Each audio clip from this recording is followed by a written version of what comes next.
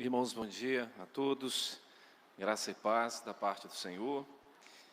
Sou grato a Deus pela oportunidade de estar aqui, participando deste momento significativo da igreja de vocês, também pela vida do pastor Vulmar, sua família, pelo convite, a oportunidade de estar aqui.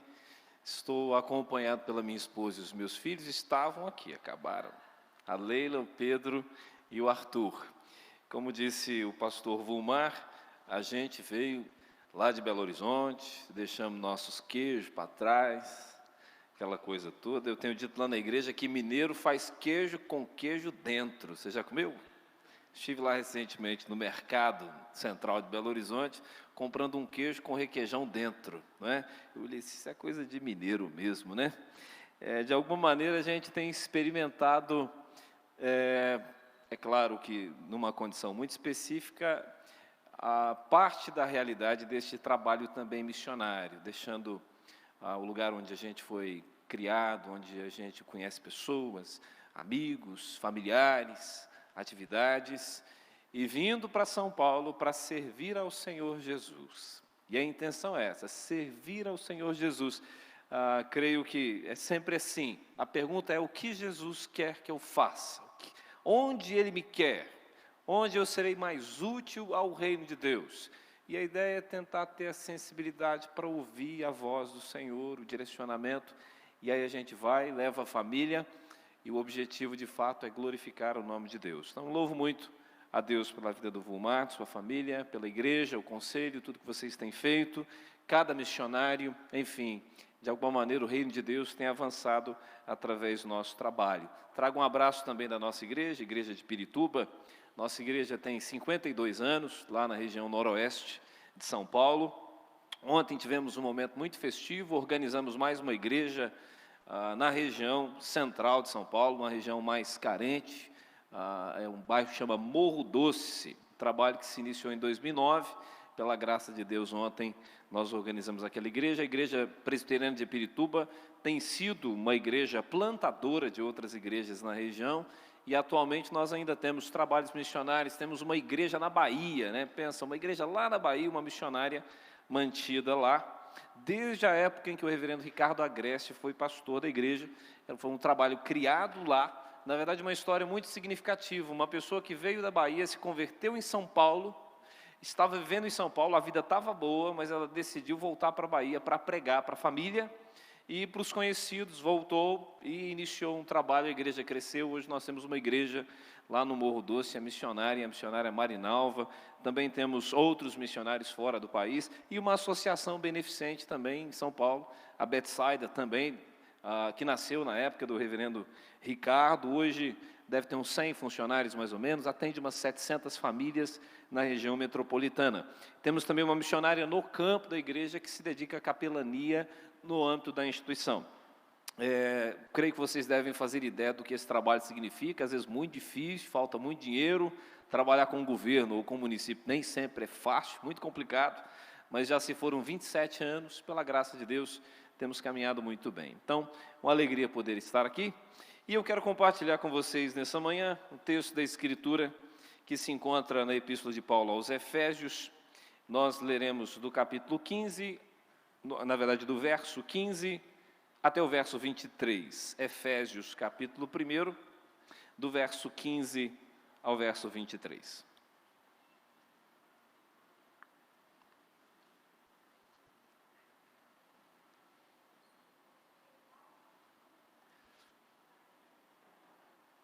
Eu lerei o texto, peço que todos acompanhem. Efésios, capítulo 1, do verso 15 ao verso 23. Assim nos diz a palavra de Deus: por isso também eu, tendo ouvido a fé que há entre vós no Senhor Jesus e o amor para com todos os santos, não cesso de dar graças por vós, fazendo menção de vós nas minhas orações, para que o Deus de nosso Senhor Jesus Cristo, o Pai da glória, vos conceda espírito de sabedoria e de revelação no pleno conhecimento dele. Iluminados os olhos do vosso coração, para saberdes qual é a esperança do seu chamamento, qual a riqueza da glória da sua herança nos santos, e qual a suprema grandeza do seu poder para com os que cremos, segundo a eficácia da força do seu poder, o qual exerceu ele em Cristo, ressuscitando dentre os mortos e fazendo sentar à sua direita nos lugares celestiais, acima de todo principado e potestade, e poder e domínio, e de todo nome que se possa referir, não só no presente século, mas também no vindouro. E pôs todas as coisas debaixo dos pés, e para ser o cabeça sobre todas as coisas, o deu à igreja, a qual é o seu corpo, a plenitude daquele que a tudo enche em todas as coisas. Meus irmãos, faz algum tempo, eu ainda estava no seminário em Belo Horizonte, quando entrei em contato com um livro, talvez você já tenha lido, conheça, A Revitalização da Sua Igreja Segundo Deus. É um livro muito interessante. Dentre outras coisas, o autor, o reverendo Henry, conta a história do seu primeiro pastoreio, a primeira igreja que ele foi pastorear. Como era difícil a situação, poucos membros, uma igreja que estava numa situação muito complicada, ele narra a história naquele livro. E ele conta o processo de revitalização daquela igreja. E uma coisa interessante é que ele afirma categoricamente: nenhuma igreja terá saúde espiritual se não passar pela pessoa e a obra de Jesus. Saúde espiritual significa uma relação íntima e profunda com o Senhor Jesus. Considerando este fato, ele começou a pregar sermões na igreja nessa direção, inclusive falando da necessidade das pessoas terem uma fé pessoal, um encontro transformador com Cristo.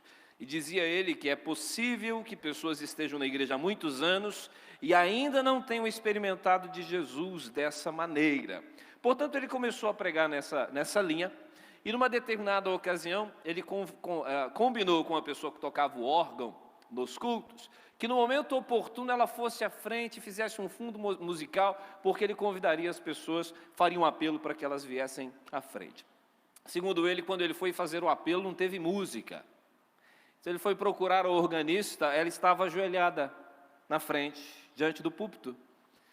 E ela disse para ele: olha, eu tenho servido a Deus como organista nessa igreja há alguns anos, e eu ainda não tive um encontro sobre o qual o senhor acabou de dizer na sua pregação, e eu quero ter esse encontro nessa noite. Eu quero receber Jesus desse jeito. E ele orou por ela, é como se fosse uma rededicação da vida dela ao Senhor Jesus. Não estou dizendo que ela não havia nascido de novo, mas experimentou talvez uma conversão naquela noite, rededicou sua vida ao Senhor. E naquela noite e nas seguintes, outras pessoas fizeram a mesma coisa. Numa delas especificamente, um diácono da igreja. Segundo ele conta, e ele esteve também numa conferência em Belo Horizonte, disse isso, ouvi ele dizendo também pessoalmente, ele disse que um diácono da igreja, um homem muito alto e forte, assim que terminou o culto, o abordou na porta e perguntou para ele assim: o que o senhor acha que o senhor está fazendo?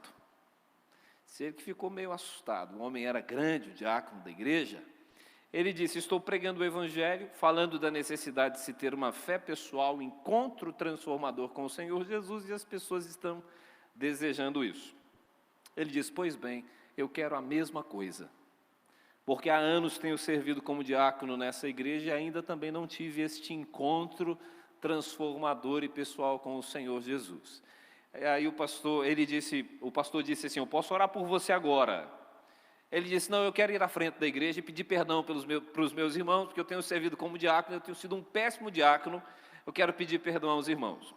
Ele fez isso, outras pessoas fizeram a mesma coisa, rededicaram a vida ao Senhor, e na semana seguinte ele sofreu um acidente, e o dedão dele foi decepado, foi arrancado.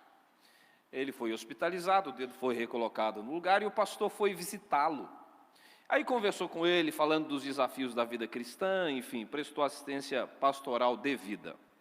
2 semanas seguintes, aproximadamente, o irmão volta e comparece a uma reunião da igreja, a um culto, e não sei por que ele tinha que ficar com a mão levantada. Imagina se entra alguém aqui com a mão, então vai ser facilmente identificado. O pastor então identificou o irmão e conversou com ele, disse: eu não imaginava que você fosse vir. Talvez você estivesse se recuperando, não imaginava que você fosse vir. Então aquele irmão disse uma coisa muito interessante, que tem a ver com a nossa saúde espiritual e o que a gente faz quando a gente tem saúde. Ele disse assim: depois que eu entendi o que Cristo fez por mim, ainda que o diabo me arrancasse os 2 braços, eu viria. Essa foi a afirmação dele. Então você percebe que existe uma relação entre o modo como a gente serve ao Senhor, a nossa dedicação, nosso envolvimento, e de uma maneira muito ampla. Quem compreendeu de verdade o que Cristo fez não tem dificuldade em contribuir com a obra de Deus, seja ela a igreja local, ofertas, dízimos, seja a obra missionária, porque afinal de contas Cristo vale mais do que tudo. Ele é a pérola de grande valor, o tesouro escondido no campo. Quem entendeu isso não terá dificuldade de colocar a serviço do Senhor seus dons, talentos, sua saúde, está tudo a serviço do Senhor. Quem entende isso, consagra a família inteira, suas relações ao Senhor, é tudo dele.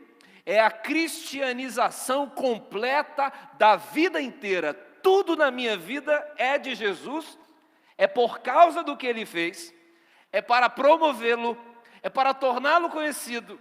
Quero obedecer o Senhor em tudo na minha vida. Isso é colocado na Escritura de maneira ampla, de forma variada, em textos bíblicos diferentes.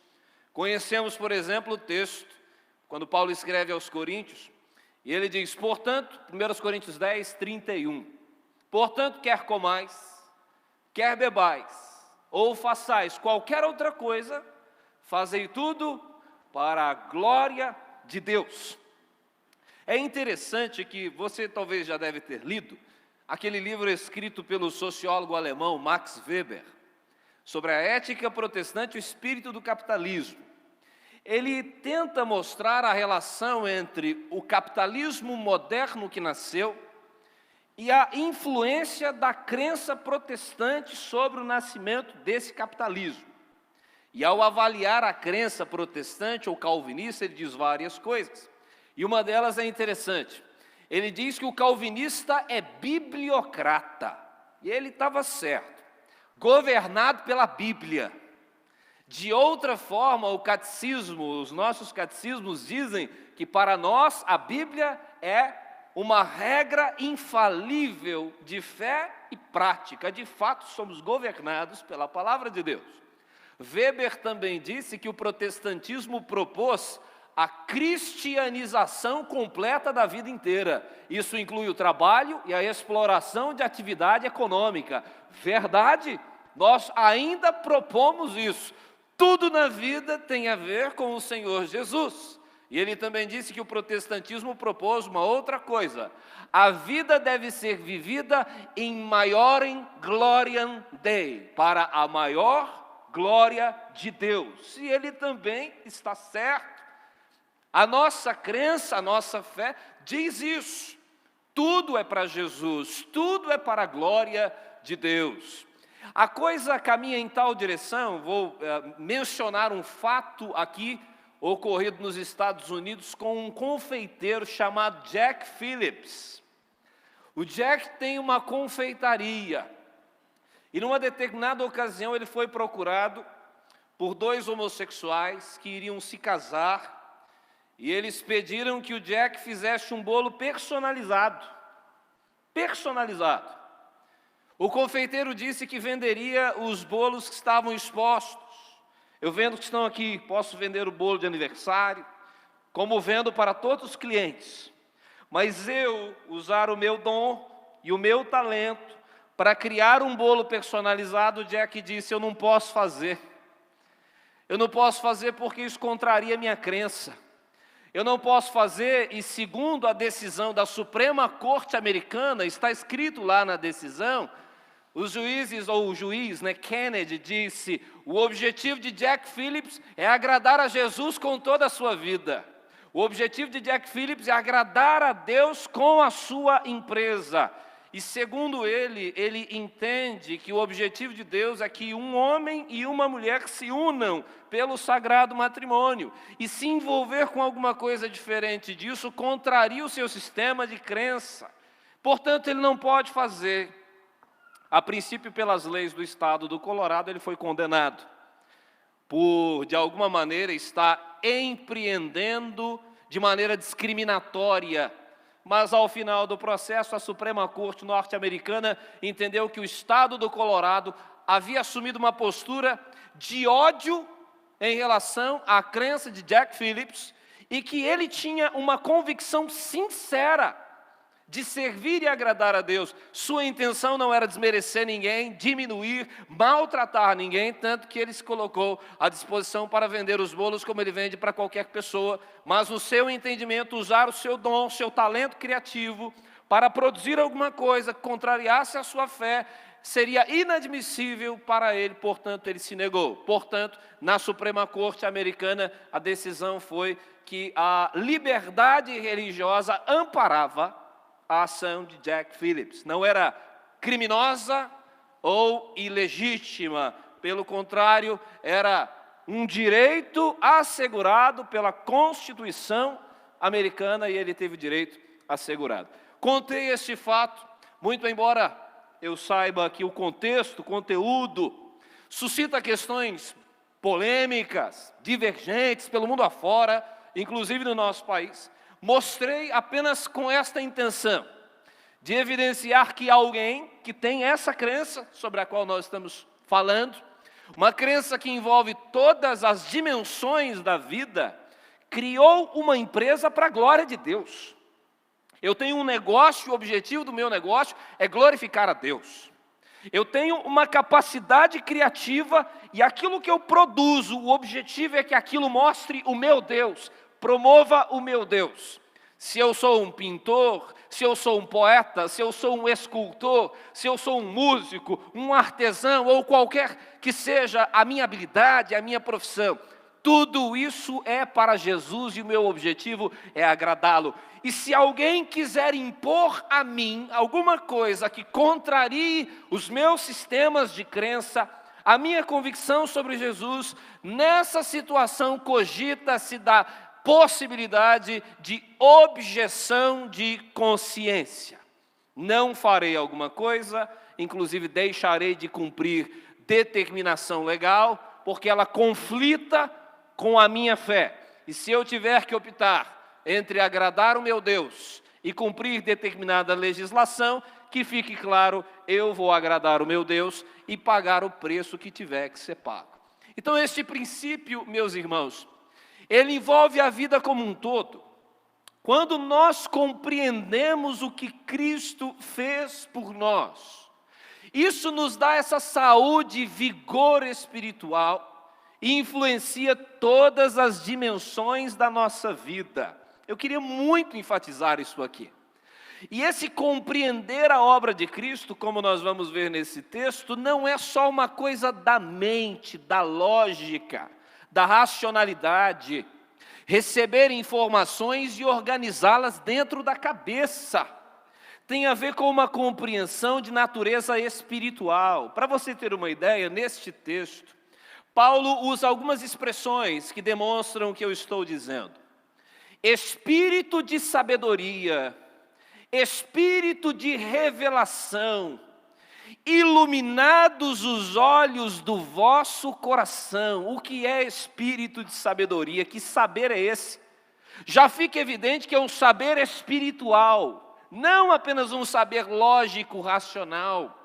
Ou como ele mesmo diz, espírito de revelação, ou seja, existe um desvelamento, como se escamas caíssem, como se algo que hoje me impede de enxergar alguma coisa fosse retirado, como se algo aparecesse para mim. E mais, como ele diz, olhos iluminados. Então, veja bem, é possível que exista uma cegueira espiritual ou que eu não consiga enxergar apropriadamente.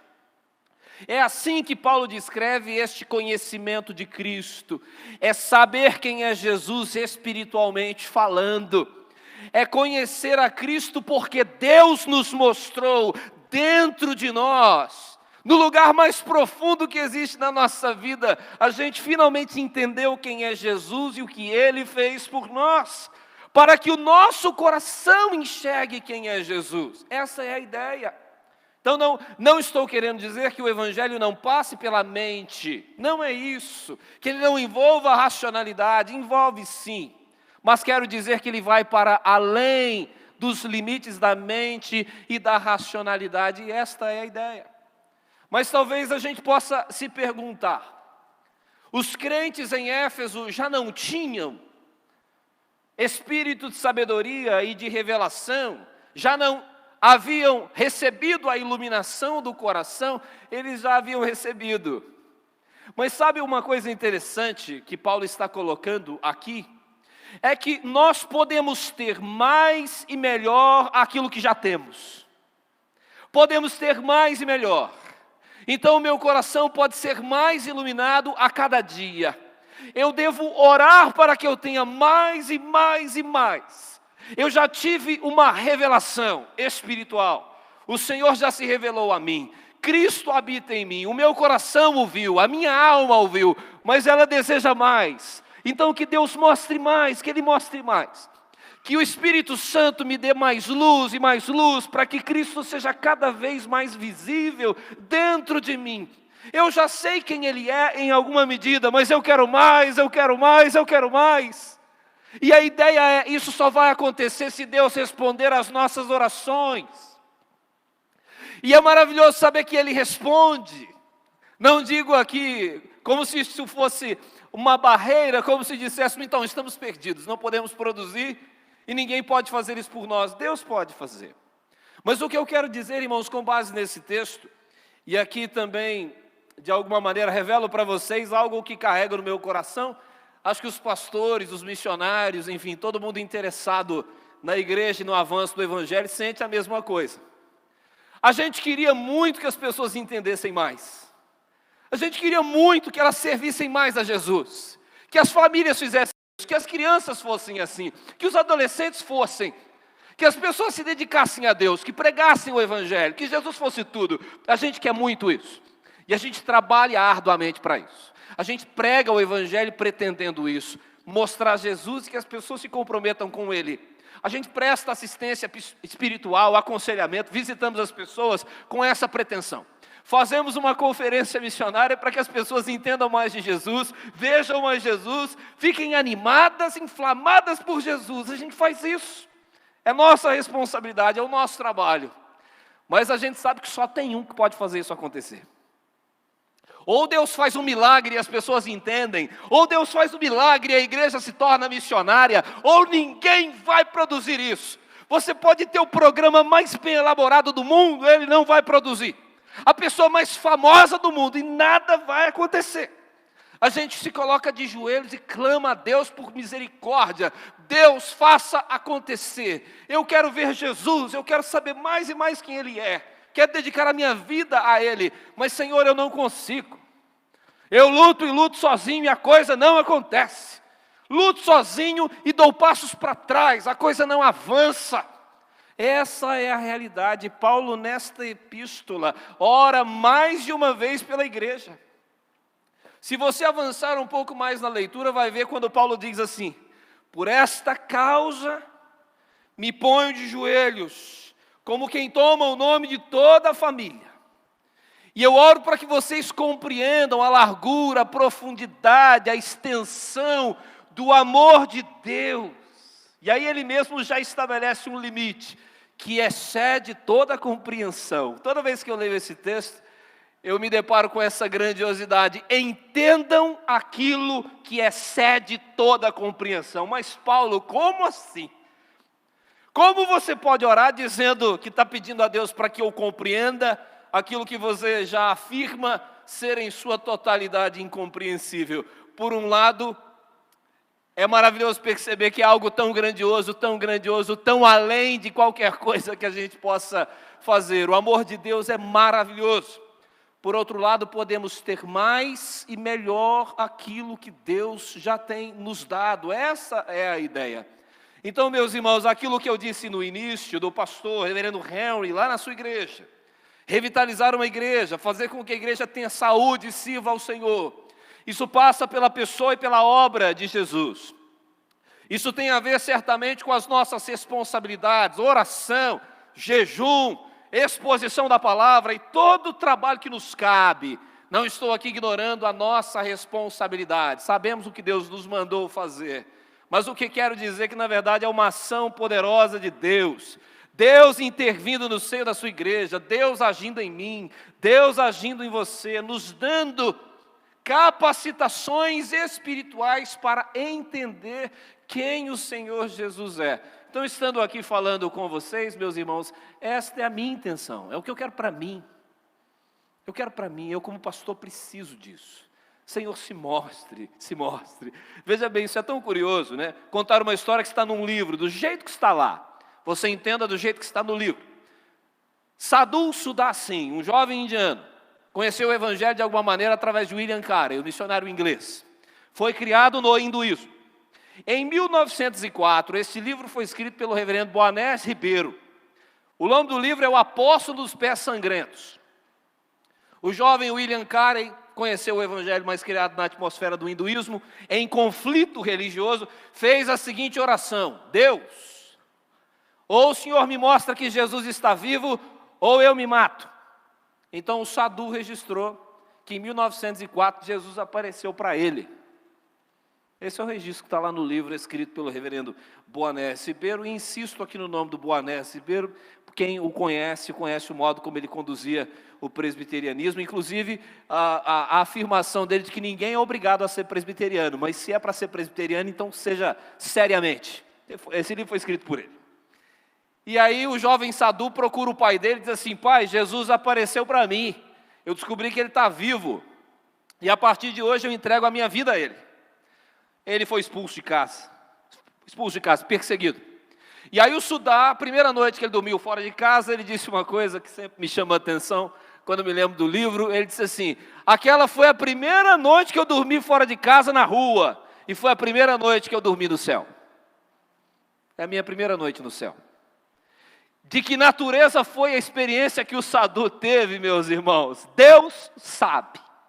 Qual foi a natureza? O que foi que aconteceu no coração dele? Mas eu digo para vocês, algo do gênero espírito de revelação, algo do gênero iluminados os olhos do coração, algo dessa natureza aconteceu com ele. Ele teve um encontro pessoal e transformador com Cristo. E quando você encontra-se com Jesus, meu irmão, se você não tem casa, eu tenho Jesus, então eu tenho tudo. Se a sua família te abandonou, você tem Jesus. Não estou dizendo que isso é fácil, não, irmão. Só estou falando da grandeza de Jesus Cristo e de como Ele preenche todas as coisas, como Ele cuida. Essa é a ideia, é disso que a gente precisa como igreja. É de Jesus, sua pessoa e sua obra, não só na cabeça, nos credos, nos concílios, mas no coração, na vida, não o saber intelectual, mas o saber relacional, experimental. Não sei vocês, mas lá na roça de onde eu venho, né, a minha família vem, lá quando você comia um bolo muito gostoso, você podia dizer que aquele bolo sabe bem. Sabor tem a ver com saber.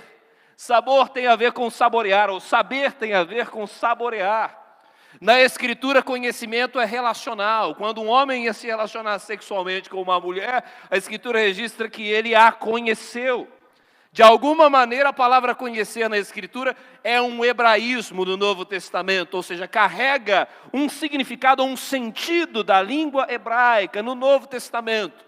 De maneira que conhecer a Deus não significa ter informações sobre Deus. Conhecer Deus não é ser fã de Deus. Eu conheço Deus, conheço história, conheço seus feitos. Conhecer a Deus é ser amigo de Deus. Conhecer a Deus é andar com Deus, é experimentar de Deus. É falar de Deus como quem provou de Deus. Não é falar que Jesus transforma e salva, se isso não é uma realidade aqui, se isso ainda não foi experimentado por nós. É por isso quando você olha para o texto e Paulo diz assim, né? Eu dou graças a Deus pela fé que vocês têm. Isso é uma coisa maravilhosa. Eu dou graças a Deus pela fé que vocês têm no Senhor Jesus e o amor para com todos os santos. A palavra fé, meus irmãos, na Escritura, ela pode ter alguns sentidos diferentes. Todos eles são legitimamente admitidos pela palavra. Um deles, por exemplo, tem a ver com a convicção de que Deus existe, a convicção de que Ele é poderoso, soberano, misericordioso, compassivo, uma convicção sobre o seu ser, seus atributos, suas ações, o fato de que Ele governa a história, intervém na história, é uma convicção que Deus nos dá, convicção de que Ele realiza prodígios e sinais, coisas inacreditáveis por alguns, impossíveis para outros. Quando Paulo diz, eu louvo a Deus pela fé, esse povo é um povo crente, sabe quem Deus é, não só de ter informações, mas de experimentar coisas grandiosas. E sabe por que eu estou dizendo isso? Se você for olhar na Escritura, na origem desta igreja, o modo como esta igreja nasceu, ela nasceu experimentando grandes coisas feitas pelo Senhor. Se você depois tiver a curiosidade, volte os seus olhos para a Escritura, Atos capítulo 18, 19 e 20, você vai encontrar ali um momento em que a igreja em Éfeso, ela surge. E naquele contexto, para você ter uma ideia, numa determinada ocasião, pessoas trouxeram literaturas pagãs, de feitiçaria, de magia, queimaram publicamente as literaturas e elas vinham confessando publicamente os seus pecados. No nascimento dessa igreja, algo maravilhoso, sobrenatural, uma transformação notória para a cidade aconteceu. Então este povo sabia que Deus faz grandes coisas, que Deus é poderoso. Então eu louvo a Deus pela fé que vocês têm. Louvo a Deus pelo fato de que vocês creem que Deus existe e se torna galardoador daqueles que o buscam. Que Deus controla, cuida, trabalha, interfere, conduz todas as coisas. Vocês creem nestas coisas. E eu tenho falado muito sobre isso na igreja presbiteriana de Pirituba. Inclusive semana passada falei sobre isso. Crer que todas as coisas cooperam para o bem daqueles que amam a Deus. Para o bem daqueles que foram chamados segundo o seu propósito. Todos aqueles que Deus escolheu serão salvos. Tudo cooperará para que isso aconteça. Mas Deus trabalha em todas as nossas situações. Deus tira coisas boas de coisas ruins. Deus tira coisas maravilhosas de grandes injustiças.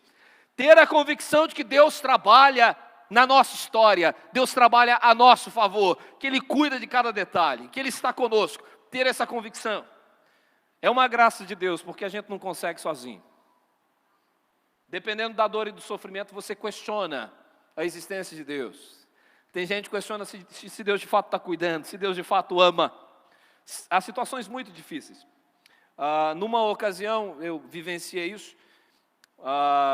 Fui convidado para dar uma palavra no velório de um bebê de 11 meses, que havia sido acolhido pelo abrigo, com várias enfermidades, e faleceu ali, 4 meses depois de ter sido acolhido. Me lembro que quando fui, o pai e a mãe, que haviam tido o poder familiar suspenso, chegaram, abraçavam a criança dentro do caixão. É um negócio muito difícil da gente assistir. Eu, o psicólogo, a missionária, a gente estava ali, cada um saiu para um lado, né, chorando.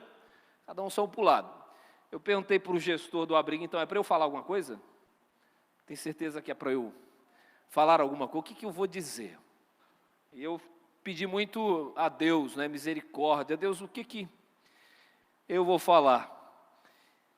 E Deus trouxe à minha mente aquele texto em que Estevão era apedrejado e viu o Filho do Homem em pé à destra de Deus. E eu tentei dizer que é possível ver Jesus em situações difíceis e trágicas, enfim. E uma coisa que eu disse depois àquele pai, né, o pai da criança. Deixa eu enxugar aqui, irmãos.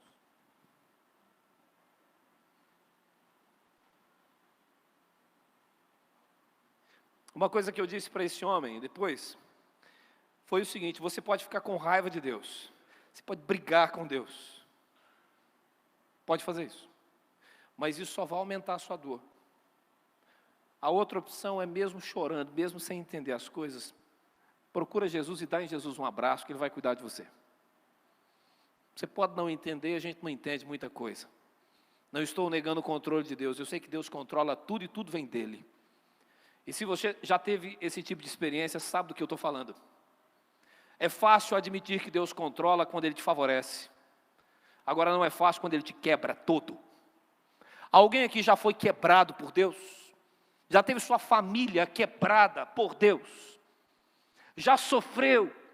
Já teve, em alguma medida, a experiência que o autor de Lamentações teve, quando ele diz assim: eu sou o homem que viu a vara do furor de Deus. E ele diz: por isso meus olhos choram. Você já viu isso? Ele viu o seguinte: as mães outrora caridosas hão de comer seus próprios filhos. Foi isso que ele viu. As crianças morriam de fome pelas ruas. E as que morriam eram cozidas e serviam de alimento. Essa era a realidade. Deus quebrou uma nação inteira. E esse homem dizia: os meus olhos choram, os meus olhos choram. Mas no meio disso tudo, ele ainda disse assim: bom é o Senhor para os que esperam nele. As misericórdias de Deus são a causa de não sermos consumidos. Quero trazer à memória aquilo que pode me dar esperança. Meus irmãos, ver Deus na tragédia, ver o controle de Deus na dificuldade. Louvo a Deus pela fé que vocês têm. Convicção sobre quem Deus é, suas ações, seu trabalho, suas intervenções na nossa vida, seu controle. Isso é saúde espiritual que só Deus dá. E se a gente tem isso, precisamos bem dizer a Deus, valorizando aquilo que recebemos e valorizando aquele que nos deu. E dizer para Ele como Ele é bendito, acima de todo nome, por cuidar de nós e realizar estas coisas. Fé como convicção sobre Deus, fé como lealdade e obediência.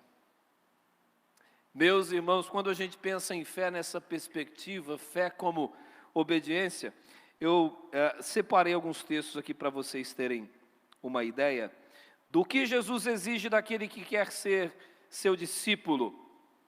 Veja bem, Mateus 10, 37 e 38. Quem ama seu pai ou sua mãe mais do que a mim, não é digno de mim.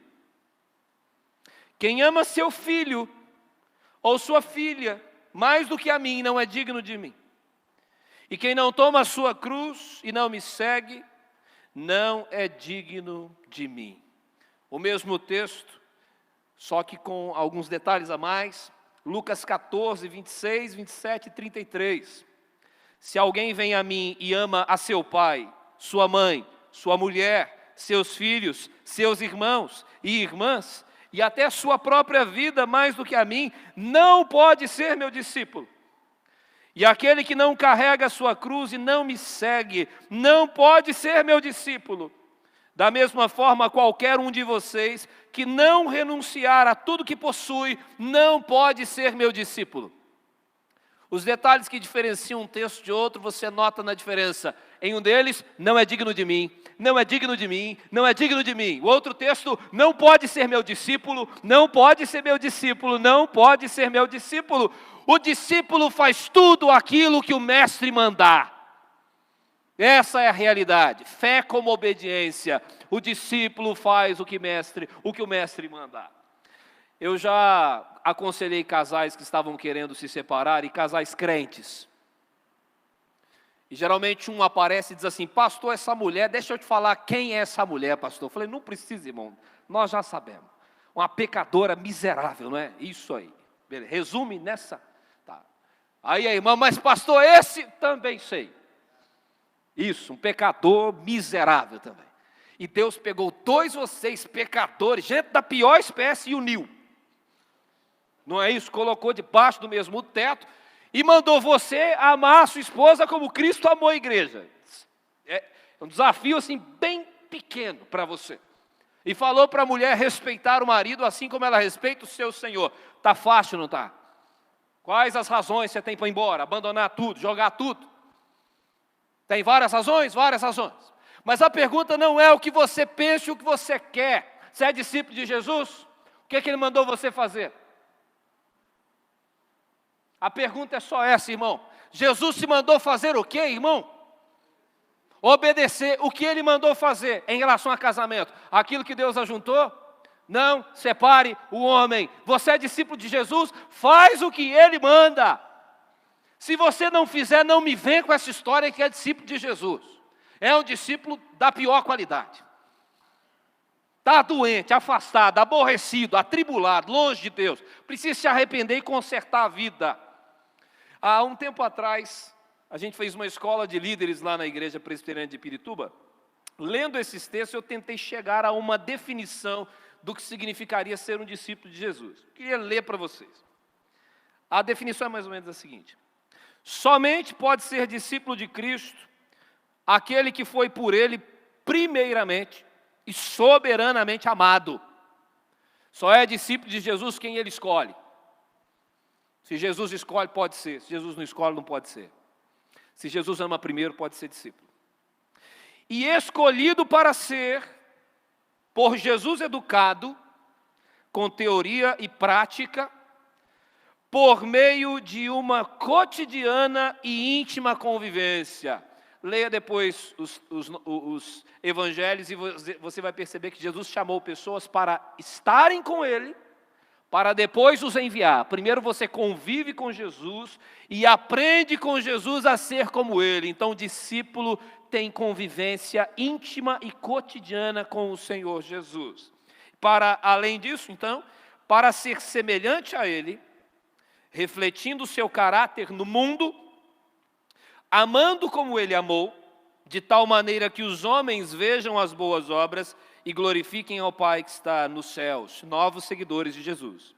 O verdadeiro discípulo de Jesus o ama mais do que ama a sua própria vida, seus bens, amigos, familiares e família, e movido por esse amor, obedece incondicionalmente os seus mandamentos, reconhece alegremente o senhorio de Cristo sobre quem Ele é e sobre o que Ele possui, e possui a real disposição de suportar privações, vergonha, perseguição, dor e morte em obediência a Cristo. Se não toma a cruz, não pode ser meu discípulo. Se não se nega, não pode ser meu discípulo. Se ama mais a vida, não pode ser. Se ama mais os bens, não pode ser. Ou Jesus é amado acima de tudo incondicionalmente e obedecido incondicionalmente, ou nós não somos dignos de sermos chamados discípulos de Jesus Cristo. E tudo começa com uma convivência íntima e pessoal com o Senhor Jesus. Nós existimos para fazer a vontade de Deus. Quando a gente entende isso, irmãos, a gente vive melhor. Vários dos nossos conflitos se resolvem aqui. A carne fala alto e fala alto, mas o Espírito de Deus fala mais. Fala mais.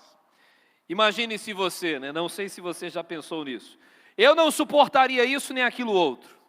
Se isso acontecesse comigo, eu não suportaria. Aí finalmente chega o momento em que aquilo que você temia acontece. E aí você suporta. O mérito de quem? De Deus. Deus age nas nossas vidas. Agora, eu já vi pessoas dizendo, voltando a este tema, não que ele apenas como exemplo para outras áreas da nossa vida. Pastor, meu marido me traiu, eu vou embora.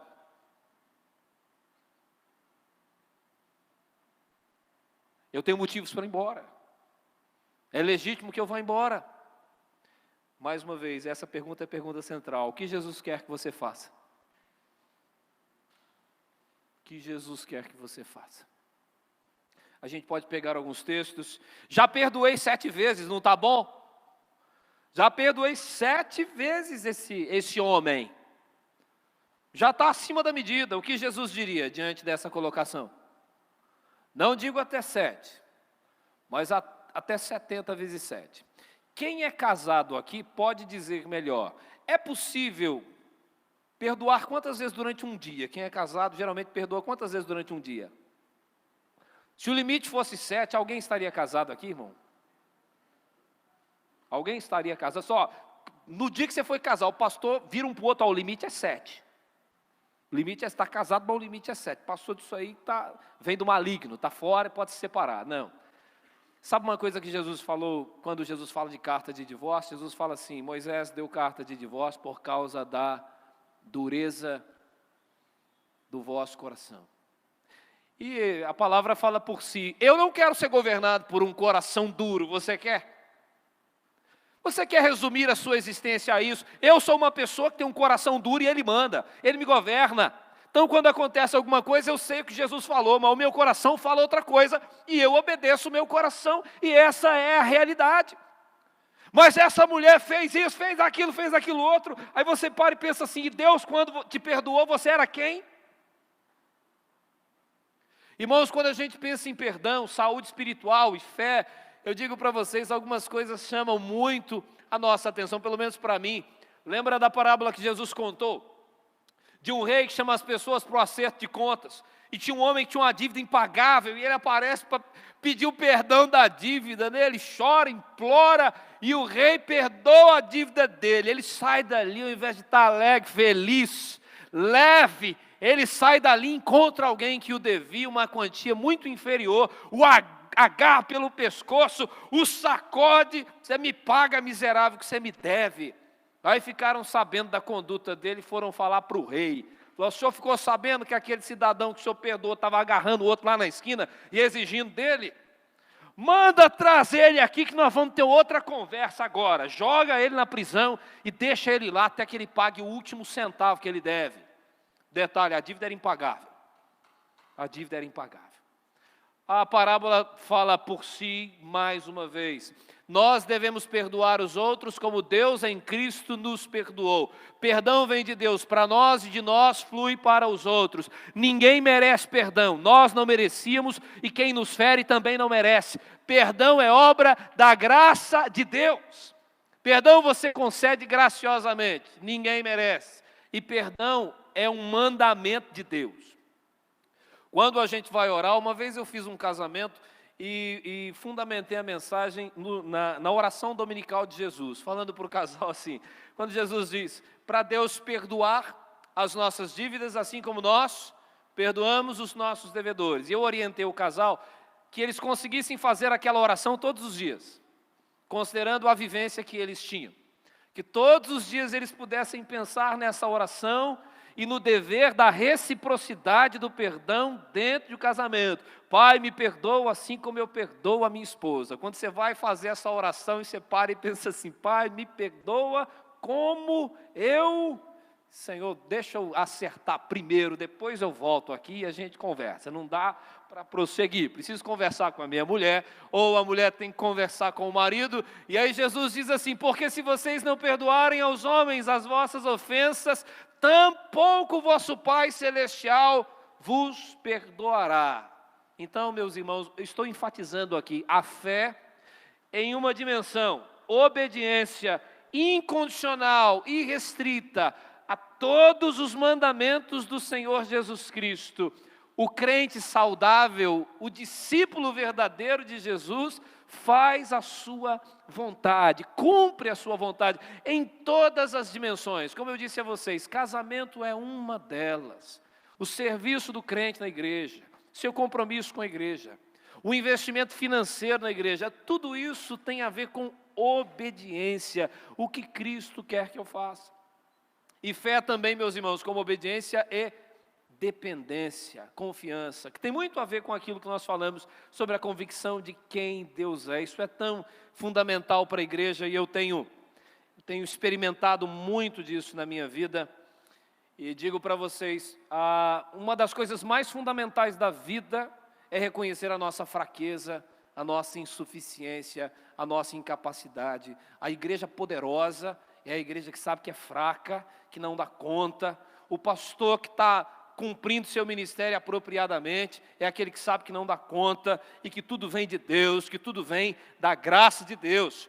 Estou falando isso com fundamento no outro texto, 2 aos Coríntios, capítulo 1. Depois você pode ler lá, parece que verso 8.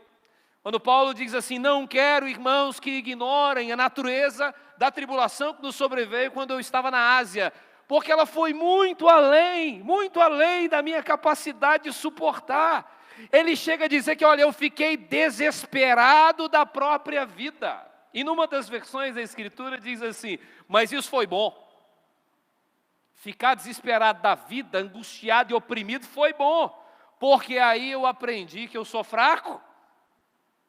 Primeira experiência maravilhosa, você é quebrado, e aí você aprende, você é fraco, você não dá conta. E quando você aprende que é fraco, Paulo diz, aí eu aprendi a depositar tudo nas mãos de Deus. Tudo nas mãos de Deus. E aí ele também diz que é o único que pode nos salvar da morte, e de fato ele nos livrou de uma morte terrível, e Paulo diz assim, e eu creio que ele continuará fazendo isso. Quando eu falo de fé como confiança, fé como dependência, tem a ver com isso, meus irmãos. Nós não somos o que a gente imagina ser nesse aspecto de sermos tão bons, tão capazes, tão legais, cheios de aptidões, e não, nós não somos. Então, quando a gente é fraco, é que a gente é forte. Por que essa dinâmica? Porque quando a gente é fraco, irmãos, quando a gente tem essa convicção da nossa fraqueza, a gente deposita tudo nas mãos de Deus. A gente olha para Deus e fala, Deus, ou o Senhor faz, ou o Senhor me ajuda, ou eu não consigo. Senhor, ou a obra de expansão do Evangelho acontece, ou o Senhor faz, ou o Senhor ajuda, ou o Senhor atua na vida da igreja, ou nada vai acontecer. Meus irmãos, eu falei disso na nossa igreja, me permitam enfatizar isso aqui na igreja que eu pastoreio. Algumas igrejas, quando vão selecionar pastores, têm um rito, uma dinâmica. E aqui, como eu não conheço a dinâmica de vocês, não entenda que eu estou censurando ou qualquer coisa dessa natureza, mas vou emitir o meu parecer. Algumas têm o seguinte, você manda currículo, eu participei de um processo assim, manda currículo, os currículos são avaliados, depois que o currículo é avaliado, você é entrevistado, eu fui entrevistado via Skype, à distância, e a cada passo de entrevista, alguns vão ficando pelo caminho. Até que finalmente você é convidado para conhecer a igreja, fui conhecer a igreja, reúne com o conselho, é entrevistado, conversa com as pessoas da igreja, com todos os líderes, departamentos. Depois disso, o conselho reúne, escolhe alguns e manda para uma assembleia. Aí o povo vota e escolhe alguém. Foram os passos pelos quais eu passei. Mas antes disso tinha critério, tem que ser pastor há no mínimo tantos anos, tem que ter experiência em gestão e planejamento, gestão de pessoas e uma série de requisitos. E aí eu fiquei pensando se a gente substituísse todos os dados que alguém colocaria num currículo e o pastor enviasse o seguinte, escrevesse lá assim, olha, colocasse o nome dele, casado, tem um filho, e colocasse lá assim, olha, eu aprendi que eu sou fraco e por causa disso, a partir desse momento, aprendi a colocar tudo nas mãos de Deus.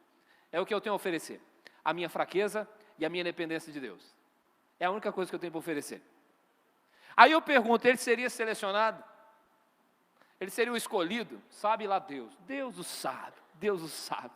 Pela dinâmica como a gente percebe, as pessoas às vezes valorizam mais outras coisas.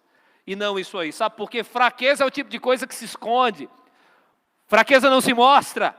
Fraqueza é vergonha. O fraco é diminuído, o fraco é preterido. Ninguém quer ser fraco.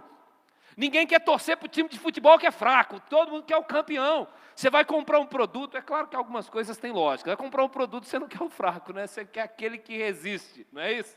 Mas de uma maneira geral, fraqueza não é uma coisa que a pessoa exponha como sendo uma coisa positiva. Se você fala que é fraco, ninguém acredita mais em você. Essa é a realidade. Agora, nesse texto, Paulo diz assim, então, eu passei por uma dificuldade enorme, fiquei desesperado da vida. Você sabe o que é isso? Alguém já ficou desesperado da vida aqui? Alguém já ficou? Achar que acabou tudo, vou morrer, agora acabou. Paulo não foi incrédulo, mas ele acreditou que Deus ia levá-lo naquele momento. Um comentarista daquele texto diz que, de alguma maneira, Paulo experimentou a morte por dentro. Ele morreu por dentro.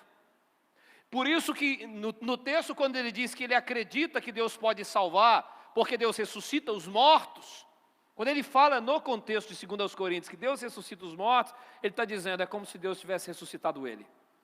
Por dentro ele tinha desistido e Deus o refez, Deus o ressuscitou. Meus irmãos, a todos vocês, pastor, conselho, é uma coisa que a gente precisa levar em consideração urgentemente. Somos uma igreja fraca que depende de Deus. E fraco aí é uma coisa muito importante, precisamos entender o que significa essa fraqueza. Uma igreja que não pode por si, uma igreja que precisa de Deus. Ou Deus age, ou a coisa não acontece.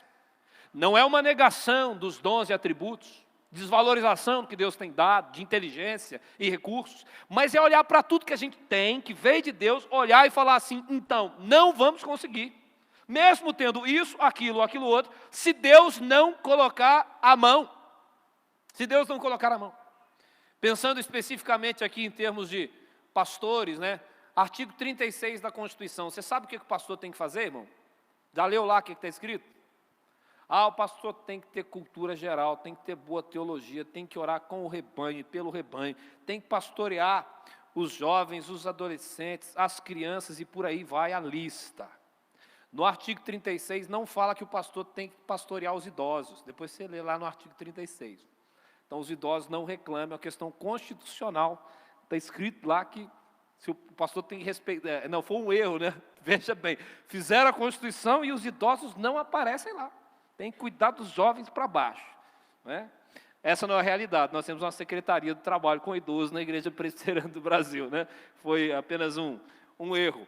Mas ele tem que fazer tudo isso. Você vai para um outro documento muito antigo, segundo a Confissão de Fé Helvética, tem lá uma lista ainda maior do que o pastor tem que fazer. Pastor prega a Bíblia, pastor expulsa demônio, pastor faz um tanto de coisa, ele evangeliza, ele faz, acontece, administra, cuida dos filhos, cuida da esposa, cuida de si, tem que fazer atividade física, tem que ter cultura, isso tudo em 24 horas. Ele que se vire para fazer isso aí. Aí o curioso é que a segunda confissão helvética diz assim, mas o que se requer do pastor para que ele faça tudo isso? A Constituição da igreja não diz, mas a segunda confissão diz o que se requer. Aí diz assim, ele precisa ser temente a Deus. Quando eu disse para vocês, lá, colocar no currículo, né, eu sou fraco. Né, a segunda confissão helvética coloca de outra maneira, o pastor precisa ser temente a Deus. E temer a Deus envolve duas coisas. Eu sei quem eu sou e sei quem Deus é. Deus é grande, eu não. Deus é santo, impecável, eu não. Deus é inquebrável, eu não. Eu sou pequeno, Deus é grande. Eu transitório, mortal, Deus imortal, eterno. Então é o pecador diante do santo, o pequeno diante do grande. Essa é a realidade. Os meus olhos viram o rei, ai de mim, estou perdido, vou morrer, acabou. Serei consumido. Essa dinâmica, este sentimento de estar diante dos olhos de Deus o tempo todo, Deus me vê, eu não consigo, eu não posso, Deus me ajuda, Deus ajuda a minha igreja, Deus abençoe o conselho, Deus abençoe as pessoas. Somos uma igreja dependente do Senhor. Essa é a realidade.